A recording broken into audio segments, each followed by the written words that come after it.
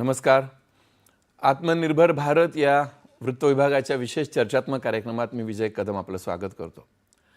पंतप्रधान नरेंद्र मोदी यांनी नुकताच अर्थात 25 आणि 26 फेब्रुवारी 2026 दरम्यान इस्रायलचा ऐतिहासिक 2 दिवसीय दौरा पूर्ण केला आहे. अनेक अर्थांनी हा दौरा यशस्वी ठरला आहे. दोन्ही देशांमधल्या संबंधांना विशेष सामरिक भागीदारीच्या स्तरावर न्यायचा निर्णय या दौऱ्यात घेण्यात आला आहे. पंतप्रधान मोदींनी इस्रायलच्या संसदेमध्ये अर्थात नेसेटमध्ये भाषण केलं आणि असं भाषण करणारे ते भारताचे पहिले पंतप्रधान ठरले. यावेळी त्यांना स्पीकर ऑफ द नेसेट या सर्वोच्च पुरस्कारानं गौरवण्यात आलं. भारत दहशतवादाच्या विरोधात असून या बाबतीत भारत इस्रायलच्या मागं ठामपणे उभा आहे असं पंतप्रधानांनी इथं ठामपणे सांगितलं. इथल्या भारतीय समुदायाशी त्यांनी नंतर संवादही साधला. या उभय देशांमध्ये तंत्रज्ञान, पाणी व्यवस्थापन असेल, शेती असेल, प्रतिभेसंदर्भातली भागीदारी असेल आणि इतर क्षेत्रांमध्ये सहकार्यासाठीचे अनेक करार करण्यात आले. सध्याची भूराजकीय समीकरणं पाहता या दौऱ्याची फलनिष्पत्ती नेमकी काय आहे यावर प्रकाश टाकण्यासाठी आज आपल्याशी दूरदृश्य प्रणालीच्या माध्यमातून जोडले गेलेत आंतरराष्ट्रीय संबंधांचे अभ्यासक चंद्रशेखर नेनेजी. सर, आपलं कार्यक्रमात स्वागत. नमस्कार, धन्यवाद. पंतप्रधान नरेंद्र मोदींचा हा 2017 नंतरचा दुसरा ऐतिहासिक इस्रायल दौरा आहे, बरोबर?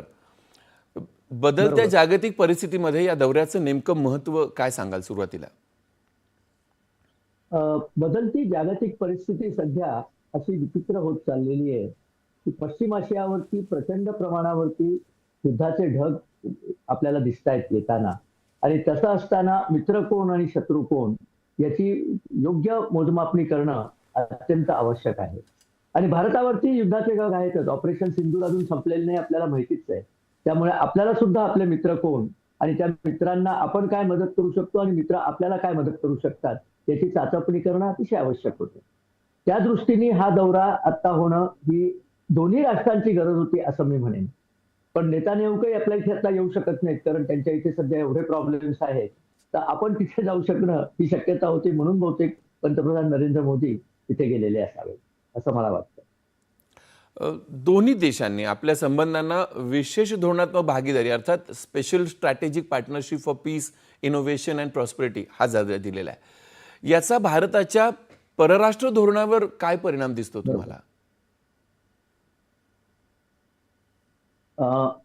एक लक्षात घ्या की 2014 सालाच्या आधी म्हणजे नरेंद्र मोदींनी पंतप्रधान पदाचा स्वीकार केल्याच्या आधी भारत आणि इस्रायल यांचे संबंध एका वेगळ्याच पातळीवर होते. तुझ्या वाचून कर्मेना तुझं न माझं जमेना अशा काहीतरी विचित्र येतात आणि मी नाही त्यातला अशी भूमिका घेण्याचा आपल्या इथल्या याच्या आधीच्या सरकारांचा प्रयत्न होता. इस्रायलचं अस्तित्व शक्यतो नाकारायचं असा प्रकार चाललेला होता. पण मदत तर हवी होती इस्रायलची. आणि असं तेव्हा लक्षात यायचं की भारतीय जनतेचा, बहुसंख्य जनतेचा पाठिंबा इस्रायलच्या बाजूनी आहे, परंतु सरकारचा मात्र नाहीये. नरेंद्र मोदी आल्यानंतर याच्यात बदल सुरू झाला आणि तो बदल सकारात्मक बदल होता आणि त्याचे खूप दृश्य पॉझिटिव्ह परिणाम आपल्याला दिसलेले आहेत. आणि ते दिसल्यानंतर लक्षात आलं की आता इस्रायलशी आपण पक्के संबंध आणि उघडपणे ते संबंध आपण त्यांच्याशी घेऊ शकू. आणि ते करण्यामध्ये त्यांची आपली मैत्री नेहमी लक्षात घ्या. परराष्ट्र संबंधातली मैत्री एक फार सुंदर वाक्य आहे की परराष्ट्र संबंधामध्ये कोणीही कायमचा मित्र किंवा कायमचा शत्रू नसतो. कायम असतात ते देशांचे एक दुसऱ्यांशी असलेले स्वतःचे इंटरेस्ट, म्हणजे सेल्फ इंटरेस्ट कायम असतात.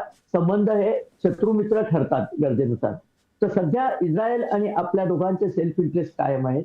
दोन्ही देशांवरती दहशतवादाचं सावट आहे आणि दहशतवाद साधारणपणे एकाच बाजूकडनं दोन्ही देशांवरती होतोय.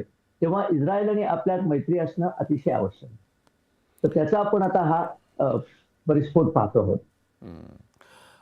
सर, इस्रायलच्या संसदेला नेसेटला संबोधित करणारे मोदी हे पहिले भारतीय पंतप्रधान ठरले, तुम्ही आता बोललात. या कृतीतून जगाला काय संदेश